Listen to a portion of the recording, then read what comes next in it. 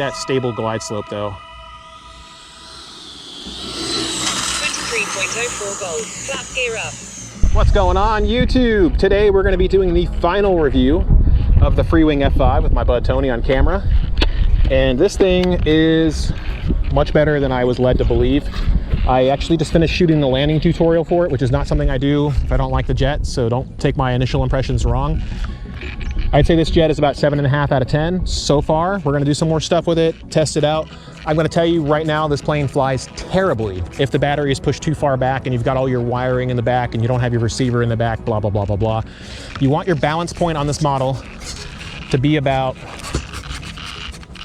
right where the wing screw is. It's kind of like where the F-35 is from Freewing, the 70mm. It flies best around the wing screw. If it gets any further back than that, when you add in flaps, like yesterday I went to launch this thing up in the air, it took off and it immediately did this. And I'll include it in the landing footage so you guys can see that I'm not BSing you. It flew like crap. It had very poor turn rate too, which is strange. But I actually enjoy this model so much that I went out and I even min-waxed it now too. So you should be able to see it's kind of slippery in my hands because now that it's got a plastic coating to it, there's not a whole lot to grip on for my fingers. So I'm trying to make sure I don't lose it. But I went through and I completely min-waxed the whole thing, and I won't do that for a plane I don't intend to keep. So we're gonna, like I said, do our final review thoughts on this thing, give you guys some common errors to watch out for. Number one of them being, don't fly it even remotely tail heavy. Don't even make it neutral, just leave it where it's at. Recommendation for CG is actually pretty good. If you can get it a little further forward even, that's probably not a bad idea. And in fact, that's what we're gonna do. Right now I've got this SMC 4500 40C pack shoved a little further forward, but I'm gonna go even further because we're in crazy turbulent winds today. And you know what? I just don't feel like risking the airframe after all that work I did min-waxing it. So the balance point should be even a little bit further forward where it was last time. We're gonna go ahead and give it a couple clicks of up trim. Stability 10 up. Back to where it was the first time I flew it. And we're gonna have to go taxi out and take off into the wind. It's not my preference to take off into the wind, the direction I'm gonna have to do it, but it needs to be done to take off safely in these crazy winds that we're gonna be flying in today. And it looks like we're under a severe thunderstorm warning too, so we need to get this done ASAP. Great ground handling though. Overall, I do really enjoy this plane more than I thought I was going to. Flaps 50. All right, getting ready for our takeoff roll. Runway's clear.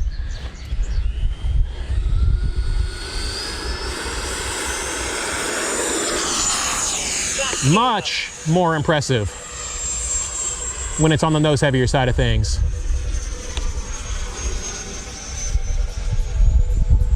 Look at the way it slides around with those big stabilators and the massive throws that I gave it. I do need to replace this ESC. I don't think we're going to get 100 some odd miles an hour out of it, but let's do some testing anyway. 24.19 volts. 78, 1 minute. 23.12 volt, 108.1 miles per hour. Yeah, so no speed demon in this current config. Something about the motor or the ESC is messed up. We're just going to keep testing until we figure out what it is. Ailerons 10 right. A lot of turbulence out there today. Plenty of thrust to weight ratio though. I mean, this thing flies just, it's pretty rock solid if you stay on the nose heavier side where it should be. I never say this, and those of you who have been watching me for a while will know that. 23.44 volts. But it just doesn't fly very good otherwise. In fact, it barely flies. So if you've seen the landing tutorial by this point, you know that this plane kind of needs airspeed to fly. Every plane does, but this one so much more so. So much more so.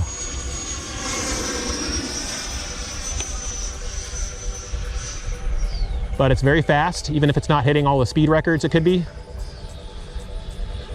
It looks beautiful in the air. If the clouds weren't here right now, you'd be getting some good sun glints off of the wings.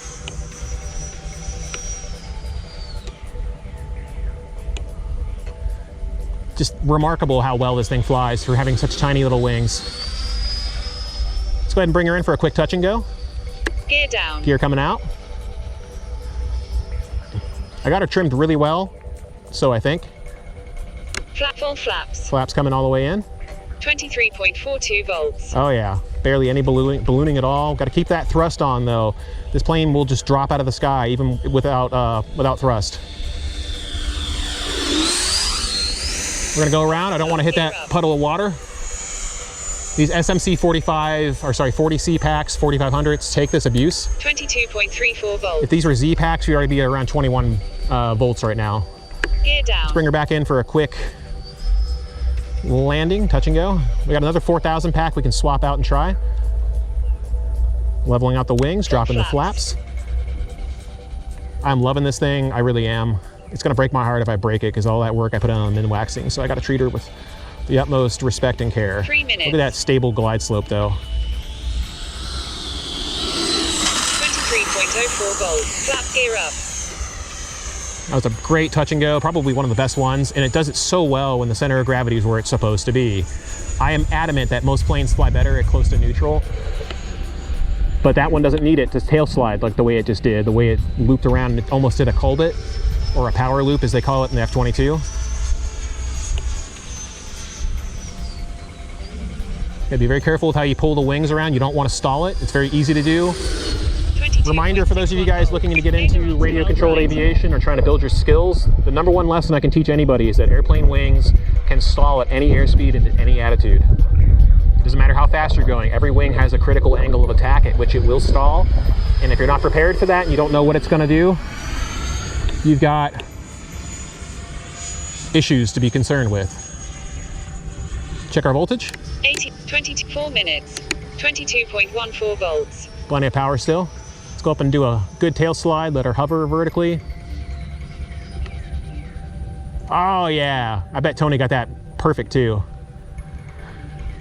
Coming nice and slow. The winds kind of started to die down.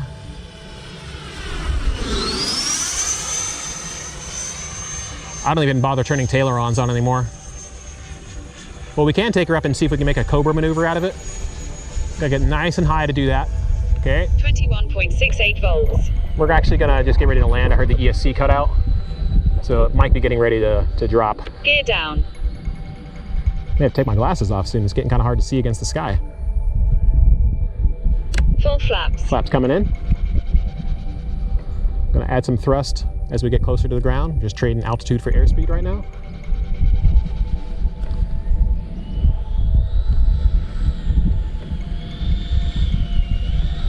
.52 volts.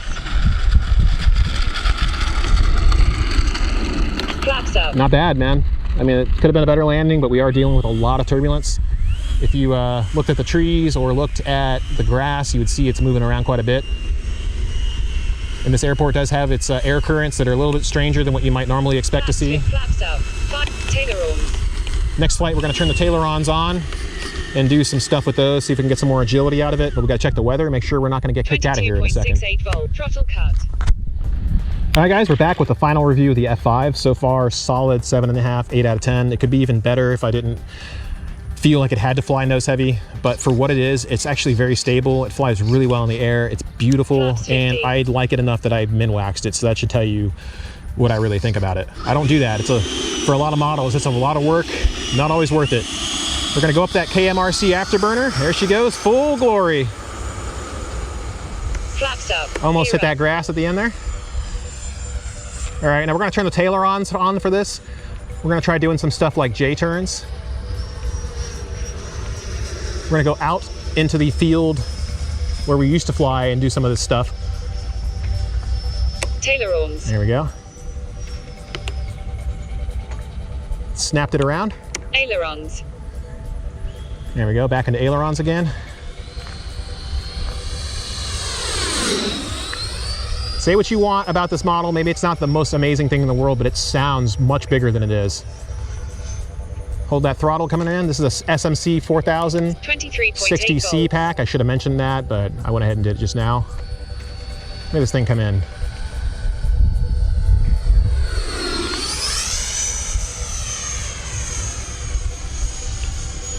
One minute. Try to make an inverted pass. Whoa, we lost aileron authority there. We're going a little too slow. Getting kind of hard to see where this plane is, with it being white. Normally white and red is great, 23.44 volts. but not always.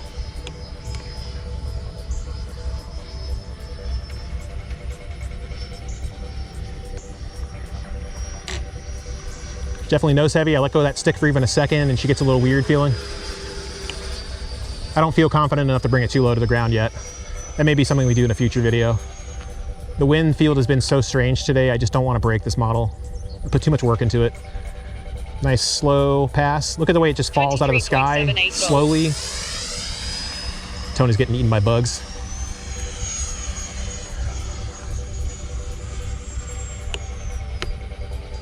Got it the backflip. There we go. Love this thing, man. I really do. Tail slide. Not really a true tail slide. 23.42 volts. We'll take it though. Let's do a full speed knife edge pass. Check the voltage. 23.17 volts. All right, full speed knife edge pass coming in.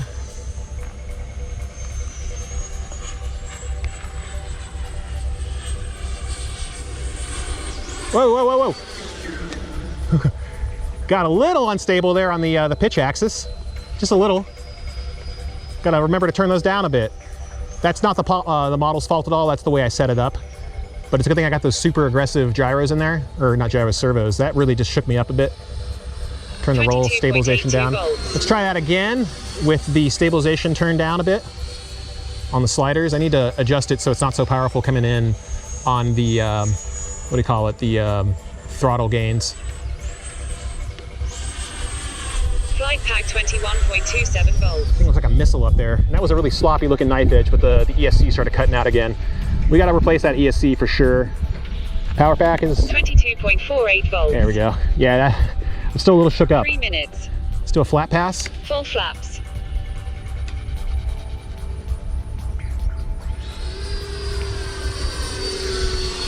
Flaps It up. can come in kind of slow, but you have to keep the throttle on when you fly it. You have to. You don't really have much of a choice.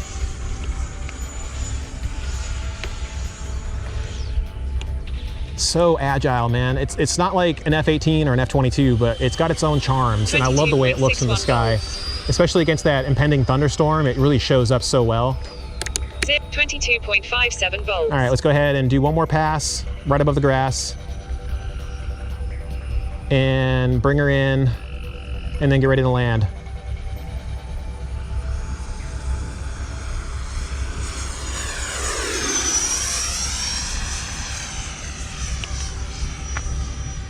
All right, we're gonna land from right to left here. So I'm gonna go ahead and get off the runway, turn her around.